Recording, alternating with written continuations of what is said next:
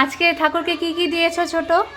ফলের মধ্যে দিয়েছি আমি আর তারপরে হচ্ছে ইয়ে আপেল, নেশপাতি, আরেক ধরনের নেশপাতি আছে সেটা, দুই ধরনের নেশপাতি দিয়েছি।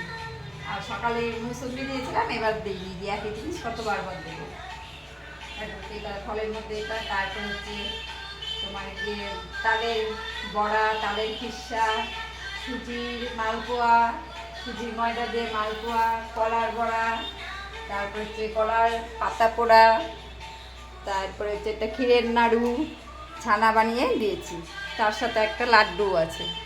তারপরে হচ্ছে তোমার গিয়ে এটাতে দিয়েছি আমি সাবু, কলা, দুধ, চিনি, খেজুর, কাজু, কিশমিশ দিয়ে একটা ভোগ দিয়েছি, আরেকটা দিয়েছি তালের খেসা দিয়ে, দিয়ে জল তো দিয়েছি, এটাই দিয়েছি আমি আজকের মতো। সকালে শুধু ফল দিয়ে দিয়েছি, এখন একটু ঠাকুরের জন্য আমি এগুলো বানিয়ে দিয়েছি।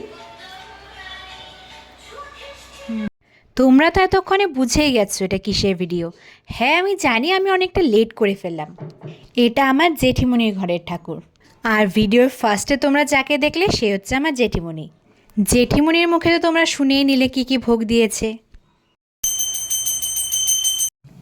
ভোগ নিবেদন করার পর চলো আমরা দেখি আরতি কিভাবে করে আমার জেঠিমণি।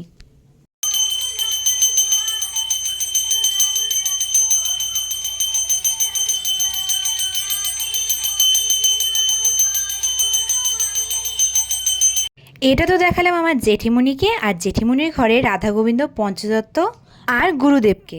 এখন চলো আমাদের ঘরে যাই। আমাদের ঘরে আছে লক্ষ্মী, গণেশ আর পঞ্চদত্ত।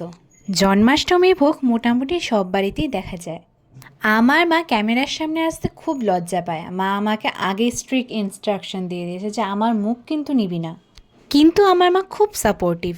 আমাদের একটা বাটাতে ছিল নানা রকম ফল, একটাতে ছিল মাখন, একটাতে ছিল ছানা, লাড্ডু, একটাতে ছিল তালের রস, একটাতে ছিল সাবু, আরেকটাতে ছিল মালপোয়া, ক্ষীরের নাড়ু, নানা রকম জিনিস। জেঠিমণি আরতি করা দেখালাম। এখন চলো তোমাদেরকে দেখাই আমার মার আরতি আর ভোগ নিবেদন। আগের বছর 12টার পরে উপাস ভাঙা হয়েছিল, কিন্তু এবার পরের দিন মনসা পূজা থাকার কারণে আমরা 12টার আগেই খেয়ে ফেলি। জন্মাষ্টমীর বিকেলটা কিছুটা এভাবেই কেটে গেল। দেখা হচ্ছে নেক্সট মিনি ব্লগে। আর এরকম ভিডিও দেখার জন্য অবশ্যই সাবস্ক্রাইব করো।